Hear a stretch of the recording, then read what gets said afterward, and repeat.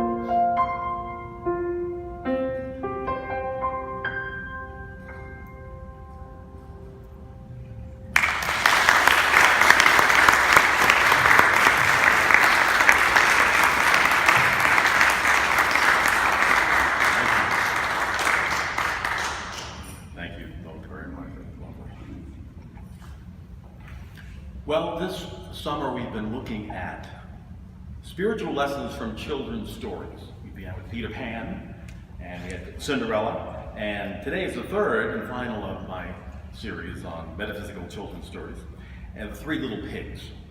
I talked to a friend of mine. I said, I'll be talking about the Three Little Pigs. She said, what are you talking about? I said, what? And she said, how are pigs metaphysical? I don't understand what this is about. But the deeper you get into the story, you really see this is an extraordinary story. It's so powerful. Fairy tales at the heart are about transformation from ego thinking to God living. When we use our Unity metaphysical tools to unlock the symbology of the stories, amazing things begin to appear to us that we've never seen before. So let me share with you first off some metaphysical interpretations that will help us to get a good grasp of the symbols here. So right in the beginning, there are three little pigs. Why are there three? Why are there not 2 or 4, 18? The number 3 in spiritual numerology indicates a sense of completion, a sense of wholeness. The Trinity, Father, Son, Holy Spirit, is a completeness of God that is understood by humankind, by Christians all over the world. The metaphysical Trinity of how God works in unity can be stated as divine mind, God, expressing divine ideas like health or abundance, prosperity, loving relationships, and divine expression, that idea moving from me into my world. So in Unity Metaphysics, we say that God is divine mind, His universe is the one and only power, always revealing these divine ideas through us that we can agree with or simply ignore. If we ignore it, we know what happens. Our life doesn't work the way that we would really like it to. So when we say yes to the ideas of health, when we say yes to abundance, to success, we begin to see these things begin to express in our minds, our souls, and out into our world. Does this make sense? So God is always moving through us ideas for every good we can imagine and beyond. The Trinity of the Three Little Pigs is revealed through the choice of the material that they build their houses with. Now, in Unity Bible Metaphysics, house means what? Anybody, good Unity student, what does house mean? What was that? Consciousness, absolutely. Our licensed Unity teacher. Thank you, Katherine, for answering that question. In Mark 3:25, Jesus said, "A house divided against itself will not be able to stand." What he meant was that if you have a thought that is contrary to what you're feeling, you won't be expressing the thought, the divine idea, in the way that we'd like to. Remember, our consciousness is made up of 4 cornerstones, building blocks of thought, feeling, words, and actions. We hold a divine thought, God is my source, for example. That wonderful Katherine Ponder affirmation, I'm a rich child of a loving Father and I dare to prosper now. But then we see debt and we look at our bank account and we start freaking out, and that affirmation goes out the window. And we begin to think and say words like, I'll never be able to pay these bills off. I'm going to be in the hole forever. If I affirm I'm prosperous, then I follow that up with I'm tired of being broke. If I pray I'm abundantly blessed and then I go without dinner because I don't have the money for it, then I'm a house divided. My thoughts, my feelings, my words, and my actions are not all meeting together. Those 4 cornerstones of our house, our consciousness, are not supporting our spiritual growth because they're fighting with each other instead of being in agreement that is moving us toward healing, moving us toward finding that right and perfect partner, moving us toward finding that right and perfect home. So the 3 little pigs are you and me. We're growing into a realization that we do need a strong foundation for God to work through me so my good can show up. Now, the wolf is the outside world. The world is that collective ego that doesn't acknowledge the reality of spirit. It's eat or be eaten mentality. A number of years ago on Cheers, Norm came into the bar. They said, "How you doing, Norm?" And he said, "It's a dog-eat-dog world out there, and I'm wearing milk-bone underwear." You ever feel that way? Yeah. We grew up to be afraid of the wolf, to be afraid of the world. We've been well taught the world is out to get you, and you better be prepared to fight back with all you can. Now, the wolf will do everything in his power to convince you that your good is not here. The wolf says life is hard and then you die, or some variation on that. That this is reality. What you see out there is real. There is no God. Wake up. Don't get up early on Sunday morning and go to that place. They're filling you with fairy tales. If you would only listen to reason, there is no God to help you. So the material of the three houses represents the three aspects of our being. The outer physical world, the opinions of the outer world. The straw house represents what we see out here, giving our power away to the outer world. The stick house is mind, is the opinions of what other people think about you. And the brick house represents spirit. Spirit of God within. So the first pig's house is built out of straw. How have we built our house out of straw? Straw is a material that has very little value. When we say something is all straw, it means that it's unimportant. Many years ago, a highly esteemed theologian was about to make his transition, and he was in and out of consciousness. He woke up long enough to say that he had been having a wonderful time on the other side with God, and everything was beautiful, everything was terrific, everything was wonderful. And he said, all the things I've been teaching, all the theology I've been teaching you, it's all straw. He said, the only thing that matters is love. And then he left for good. So when we build our consciousness out of straw, we're building on what we perceive on the outer. We're looking out there and we're trying to make sense of what this is presenting to us. And we're taking it as truth. For so many people, the body represents everything that is important. And generally we get this from Hollywood. We've been getting a lot of what we believe by what Hollywood tells us is important. Shelley Winters many years ago got a call from her agent to go audition for a movie. And the agent said, the producer is very young and he doesn't know who you are. She'd won 2 Oscars. So she showed up to the audition and he said, nice to meet you, Miss Winters. Do you have your picture and resume? She reached into her bag and she put her Oscar down. She said, here's my picture. She took the other Oscar out. Here's my resume.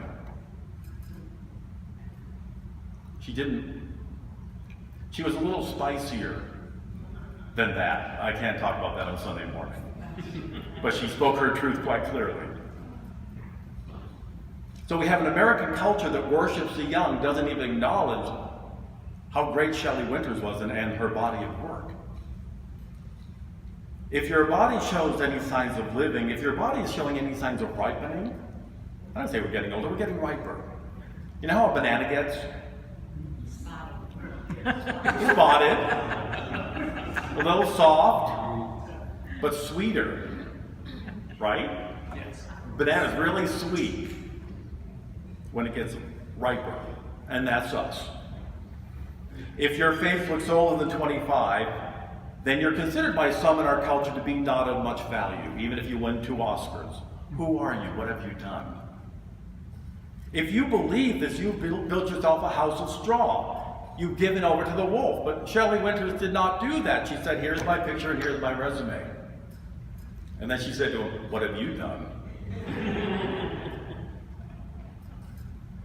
Hollywood will not tell you the truth. Real women have real bodies. Well, what news? Either thin or larger. And they're both beautiful because they're yours, because you are perfect as you are.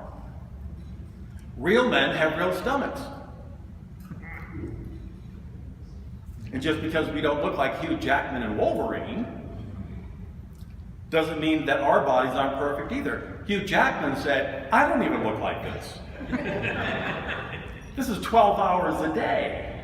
When I'm finished with this, I eat 3 gallons of ice cream, and I go back to normal. Real people have laugh lines. Real people have wrinkles. Real people have blemishes. Please don't build your consciousness any more on the illusion of how you look is anything but holy and wonderful and perfect because it's you. Now, if you desire to change something, that's up to you. Don't let other people tell you you need that to be you. If you desire it, go for it. Jesus didn't say, you'll be the light of the world when you weigh a little lighter. I did not read that in my Bible.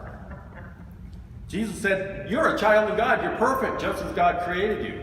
When you realize that, boy, that power will be released. Affirm with me, I am perfect just as I am. I am perfect just as I am. My weight is perfect. My weight is perfect. We'll try that again, like you believe it. Together, my weight is perfect. My physical being is perfect. My physical being is perfect. I love myself just as I am. I love myself just as I am. Take a breath. If you have a hard time believing that, I invite you to keep repeating that. Any of those this week. Keep knowing that to be your truth. Imbue yourselves with the truth. I am perfect just as I am. The next house is built with sticks. Building a house with sticks is a little sturdier than straw, but not very much. Now, the sticks represent the human mind, the intellectual process of human thought, i.e. opinion. If we build our consciousness on intellect alone, we're not doing much better than we did with a straw because we're judging the world by mental reasoning alone. We're judging, as our elder brother said, unrighteously because we're judging with a limited perception. We're looking at the tip of the iceberg and thinking that's the whole thing, and we know it isn't. In one recent poll, 89% of people think they're going to go to heaven. But only 56% of those people think their friends will join them.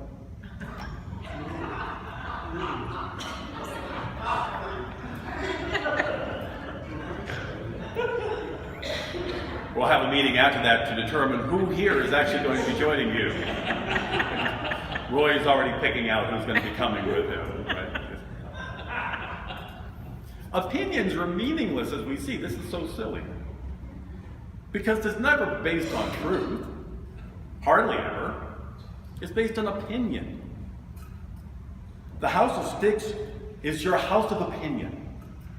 And we know our opinions change all the time. But if you build your house on truth, on intuitive understanding, on divine justice, on empathy, on compassion, love, and wisdom, no matter what anybody's opinion of you will be, your house will stand strong. I need a volunteer. John, would you volunteer? Okay. Is there right here? Good thing I'm perfect. Just no, straight stand right back there. Perfect, right there. Not too far. Okay, we're going to play catch. Right, good. All right, ready? It's an angel. Ready? When we're ready.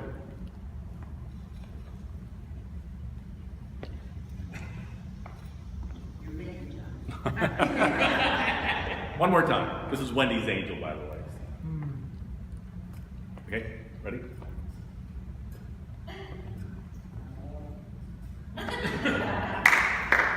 Thank you very much. Thank you, thank you, thank you. What just happened here?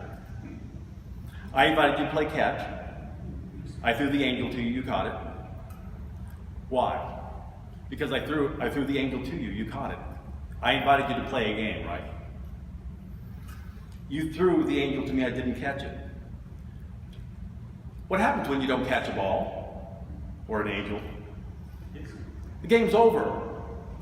If I don't play with you, the game's over. That's it. If I don't play, if you don't play in somebody else's game, game over. If you don't argue with another person, they want you to argue about something, and you don't catch the bait, or the angel, or the devil, or the ball, there's no game. I invited you to play a game, and you said yes. I didn't respond. to it being thrown back. You don't have to play the game just because somebody invites you. If you get nothing else today, please get that. If you go home and you talk to your mom, and you talk to a friend or something, and they want you to play this game, perhaps they believe in the opposite way that you do politically. You don't have to play the game. Say, gee, I just heard Betty Buckley's coming in Hello Dolly next year. Isn't that great? Yay. And then perhaps you need to hang up. They love you, goodbye. You don't need to play the game of anybody who wants to argue or make you wrong. You just bless them and let them go. If you respond from ego to their opinion, you're playing their game. You're buying into their house of sticks. Your parents call, when are you going to settle down? When are you going to give us grandchildren? What do you say? Or worse, when are you going to give us grandchildren? My dad and stepmom have a picture of Wendy on their mantle. Granddaughter. When are you going to awaken and see what you're doing is not working in your career? Or any number of things that people who love you want you to do differently because they want you to do it differently. What do? We catch the ball and the weekly argument has commenced. If you don't catch the ball, there is no game. We do not match ego for ego, and then there's no drama. If you hold on to the truth, you're going to see success in your life no matter what anybody says about what you're doing. Eleanor Roosevelt said, no one can make you feel inferior without your permission. I would amend that to say, nobody can make you feel anything without your permission. I have to agree with what they're saying. I have to agree with their opinion. I had a friend years ago, she kept making this affirmation, I just want a husband. I just want a husband. Why can't I find a husband? I need to find a husband. I want a husband. Problem is she kept having husbands. Other people's husbands. It's quite an affirmation, I just want a husband. Guess what happens? Husbands show up. The thing was, she didn't feel worthy enough to have one of her own. She believed her mother's conviction that she wasn't pretty enough to do well. Her mother's opinion, thought, plus her misguided affirmation and feelings, I just want a husband, equaled a life of frustration and heartache, a house of sticks. Eventually, she stopped affirming just any old husband, and she began affirming, I want a really wonderful single guy. And she found one. He was a doctor, and everybody was thrilled because she finally found her mate. When somebody is accusing you of doing something that is incorrect, that is not the truth, your job is to stand still, not to play the game, and just affirm God is at work here. Divine justice and light are being revealed. King Jehoshaphat, you remember from a talk I did a while ago, one of his soldiers said, stand still and watch God at work on your behalf. You don't have to do anything. Stand still and watch it unfold. So the third pig built his house out of brick. Try though they may, they can't do it. They can't break through. The wolf cannot get into something that is spirit built. The firm foundation of God is impenetrable. One of my favorite silent unity affirmations, I've used this for over 30 years, is I am centered and poised in the love of God. Nothing can disturb the calm peace of my soul. It was one of the prayers I prayed almost every time when I was on the phone at Silent Unity, when people would pray, because peace is the first thing we need when doing anything. I am centered and poised in the love of God. Affirm that with me. I am centered and poised in the love of God. Nothing can disturb the calm peace of my soul. Nothing can disturb the calm peace of my soul. Breathe that in. That's the beginning of your healing. That's the beginning of your abundance. That's the beginning of your success. That's the beginning of everything we do in life. I am centered and poised in the love of God, and nothing can take that away, and you have built a brick house that nobody can get into. That brick house feeling is the truth that keeps you centered when a hurricane is swirling all around you, literally. The Unity Church in Charleston, South Carolina, they decided I was going to be their pet, and they put me through school. They paid for me to go through school. They said, "We like you, we're going to pay you." I said, "Oh, thank you, I love you." There was a hurricane that came through about 25, 30 years ago that decimated the city, but the church itself was not touched. Buildings around them were destroyed. They were absolutely fine because they were praying not only for the safety of the Unity Church and for the people in Unity, they were praying for the safety of everybody in town. And their building was not harmed at all, not one bit. May Rowland, the first director of Silent Unity, was looking out the window and she saw a tornado coming toward her house. She looked at the tornado and she affirmed in a very loud voice, "Get the hell away from here." The tornado made a turn left. It was like Jesus telling the storm to calm down. We can do that. You can do that. You have that power within you to tell everything, calm down. Peace, be still, and know that I am God. Associated Press reported a few years back that a woman named Cindy Hartman from Arkansas came home to find a burglar loading all of her possessions into his truck. Surprising, of course. The burglar looked at her, freaked out, took the phone cord out of the wall, tied up her hands, and was putting her in the closet. And she looked at him and said, "I want you to know that God loves you and I forgive you. May I pray for you?" The burglar looked at her for a moment, and his face changed right before her eyes. He went to the door, yelled to the woman who was in the truck, "We got to unload all this. I can't do this to her." They brought everything back, untied her. He handed the gun to her and left. Edwin Gaines, a wonderful Unity minister, prosperity minister, was being attacked on the street, and she looked at the man and she said, "I want you to know that I love you." His mouth opened up and he ran away. Love heals. The power of God within us heals. What am I affirming? Am I affirming, oh, it's all awful, house of brick? It isn't. Everything is wonderful, and we have a firm foundation.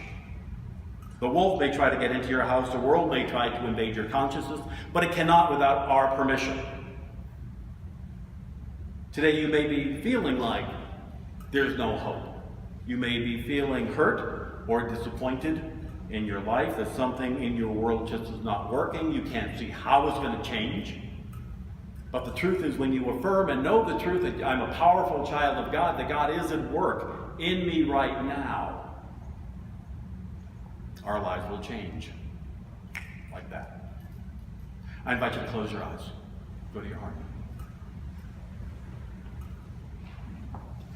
Build your consciousness of love, of power, of strength, of good, of God.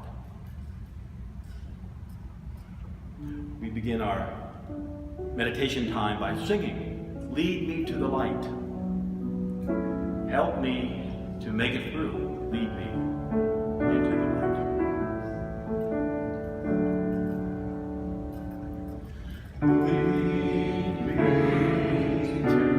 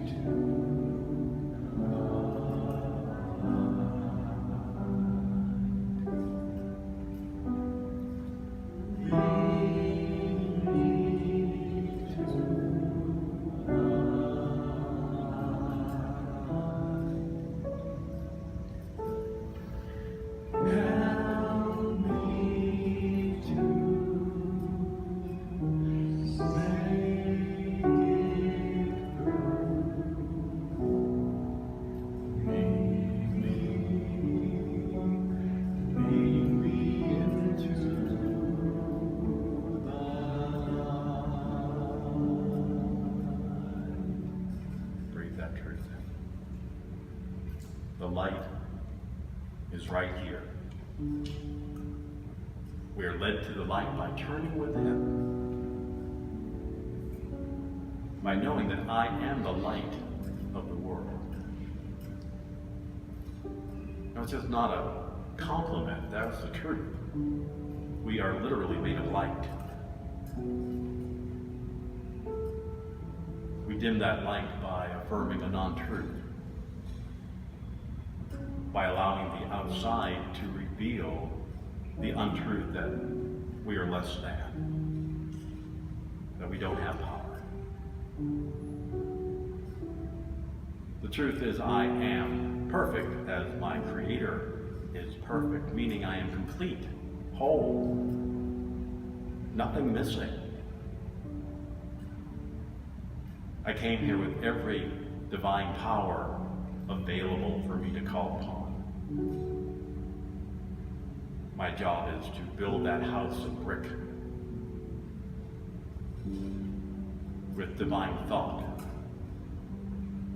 with positive feelings, with joy-filled words, with creative action. To do what I'm being led by Spirit within me to do every moment of every day. But it begins with thought. Our thoughts are prayers, as we sing. What thought, what prayer am I holding all day, every day? Whatever it is, we now affirm, I am healthy and whole in mind and body. I am healthy and whole in mind and body. Breathe that truth in.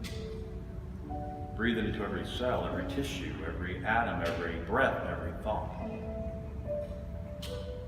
As we begin to hold the divine idea of wholeness, it begins to show up. I feel myself stronger, healthier, less pain, less ache. I am healthy and whole in mind and body.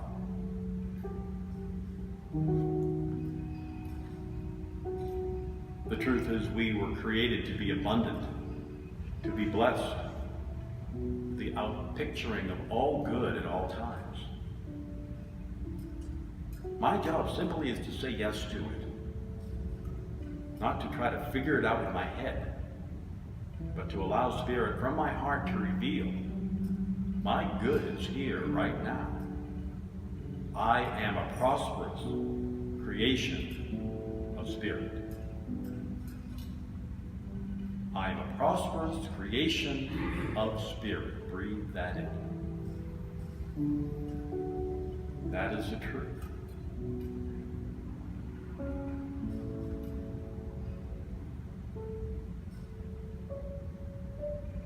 Divine guidance, love, success, peace of mind. All the good we can imagine and more are right here when we affirm it, when we live it, when we speak it. In the quiet of your being, I invite you to go within to this house of brick, the strong foundation of God that is you. Breathe in, listen, and hear, and know that God is at work.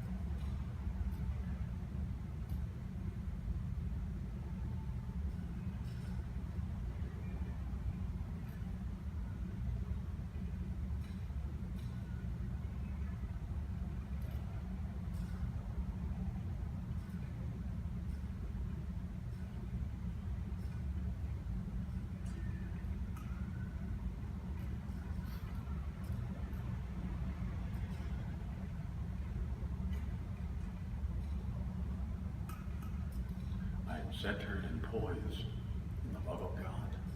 Nothing can disturb the calm peace of my soul. Breathe that in.